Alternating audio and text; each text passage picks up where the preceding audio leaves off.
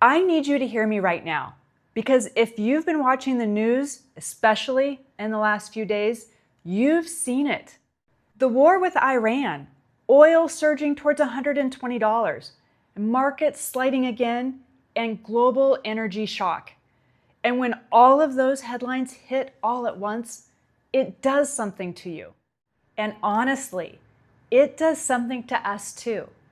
Our accounts are down as well, and we're feeling it just like you are. But this is exactly why our plan matters. Because in today's video, we're going to look at what's actually happening in the market. And I'm going to show you exactly how we're making decisions with oil prices going up and all the scary headlines coming at us. Because if you don't have a plan for moments like this is where people make their biggest mistakes. So let's reset this. Let's talk about what is actually happening right now. As of today, March 19th, the S&P 500 is roughly 5 to 6% off its recent highs, and the Dow is about 7% off its peak.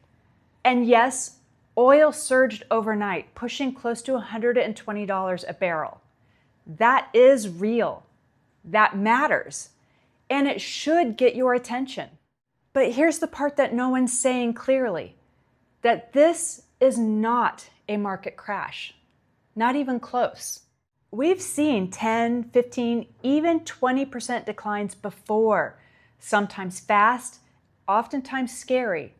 But this is still within the range of normal market behavior. This is a rain shower, and yet it feels like a storm. So the real question isn't what the market is doing. The real question is, why does it feel like everything is breaking? And I know what you're probably thinking, that this time it feels different. Because now it's not just the markets. It's oil, it's geopolitics, it's global tension escalating in real time. And listen, maybe things are shifting. They always are. But here's what history teaches you, is that every major moment always feels like the moment. COVID felt like the end. Inflation felt like the end. Rate hikes felt like the end. And every single time, the people who panicked lost. And the people who had a plan, they adjusted and kept moving forward. Because here's the truth. If the entire financial system does collapse, your portfolio is not your biggest concern. But until that happens, we follow the math, not the fear. And I want to add something here before we go any further, because this part matters. We retired less than 90 days ago, so we're not looking back on this from years down the road. We're living it right now. And yes, we worry. We worry about our kids. We worry about where things are heading. We worry about the future of our country, just like you do. So if you're feeling uneasy right now, if your stomach feels tight, if you've been checking your account more than usual lately, you're not crazy, and you're not alone. And I'm not here to dismiss that feeling, because that feeling is real. What I do want to help you do is separate the feeling from the decisions that you make because of it. Because those are two very different things. And that's where having a plan changes everything. This is why we built our plan the way we did, not around hope, but around structure. So we keep 30 months of our living expenses in SGOV. It's not for growth, nothing fancy, but it's for stability. So that means for the next 2.5 years, our life is already funded. Our groceries, our property taxes, our insurance, everything is already covered. So when the market moves, we don't have to. And that changes everything. Because without that buffer, every headline feels personal. But with it, the markets can move without moving you. Now, our baseline spending is about $24,000 a year.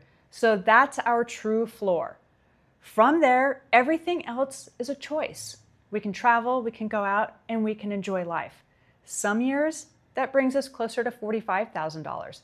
But that's not something that we chase. And that's not something that the market controls. Now, that's just how we choose to live. Because the real power in our plan is this: we are always in control of our spending. So when things start to feel a little uncertain, we don't panic, we don't sell, and we don't react emotionally. We adjust. And that flexibility is what creates stability. Now let's talk about the real fear. What if this actually gets worse? What if oil keeps rising? What if this conflict escalates? What if the market drops 20 or 30%? That's a fair question. And the answer is simple. You plan for that too. We never break the plan, but we do have rules. So if we ever saw a 30% drop for longer than 30 months, we would adjust. Not panic, but adjust. So that could mean that we would go back to part-time work, consulting, or pulling other levers. But those are planned decisions, not emotional reactions. And right now, we're not there. This is a pothole, not a blown engine. The fear right now is loud. Oil, war, and the headlines. But most of this plays out over years, not days. And making a permanent decision based on a temporary headline is one of the most expensive mistakes that you can make. A 6% drop feels big when you don't have a plan. But when you do, it barely registers. A steady hand isn't something that you're born with, it's something that you build.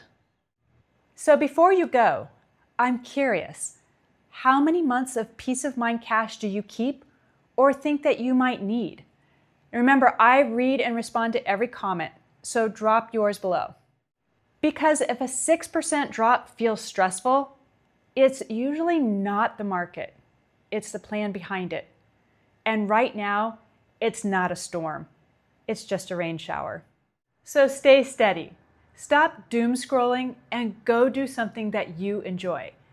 And if this has helped you, a quick like and subscribe really helps more people find this.